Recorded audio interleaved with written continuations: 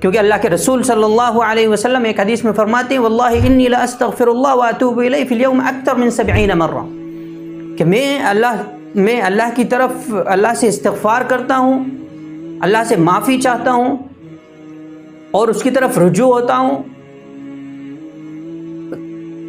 70 بار، اکثر من 70 مرہ، 70 مرتبہ سے بھی زیادہ، ایک حدیث میں آتا ہے 100 مرتبہ سے بھی زیادہ۔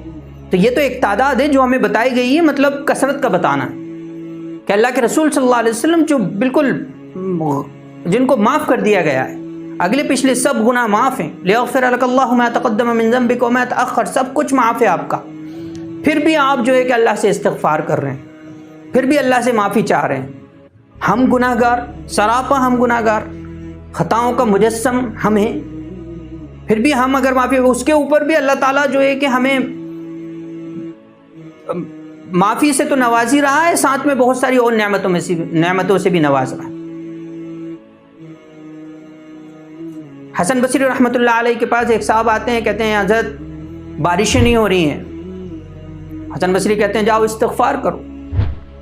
ایک دوسرا بندہ حاضر ہوتا ہے، حضرت اولاد نہیں ہے، کہتے ہیں جاؤ استغفار کرو۔ تیسرا بندہ حاضر ہوتا ہے، کہتا ہے حضرت کسی طرح کی کوئی بارشیں نہیں ہو رہی ہیں، قحط پڑا ہوا ہے، باغات میں پھل نہیں ہے، مال و دولت نہیں ہے، جاؤ استغفار کرو۔ لوگ جو آس پاس بیٹھے ہوئے تھے تعجب میں پوچھنے لگے حضرت آپ سب کو ایک ہی دوا تجویز کر دیتے ہیں کہ جاؤ استغفار کرو۔ حضرت حسن بصری فرماتے ہیں کہ یہ میں نہیں کہہ رہا ہوں، یہ اللہ تعالیٰ نے کہا ہے۔ جب اللہ تعالیٰ خود کہہ رہا ہے کہ استغفروا ربکم انہ کان غفارا یرسل السماء علیکم مدرارا ویمددکم باموال وبنین ویجعل لکم جنات ویجعل لکم انہارا، کہ جب استغفار کرتے ہو تو اللہ تعالیٰ معافی کرنے والا ہے، اللہ تعالیٰ معاف کرنے والا ہے، معاف کر دیتا ہے۔ یمددکم باموال، تمہارے مالوں میں اضافہ کر دیتا ہے۔ یرسل السماء علیکم مدرارا، تمہارے مالوں میں اضافہ کر دیتا ہے، بچوں میں اضافہ کر دیتا ہے، اولاد میں اضافہ کر دیتا ہے۔ باغات، وَيَجْعَلْ لَكُمْ جَنَّاتٍ، باغات بنا دے گا، باغات دے دے گا، باغوں میں پھل آ جائیں گے۔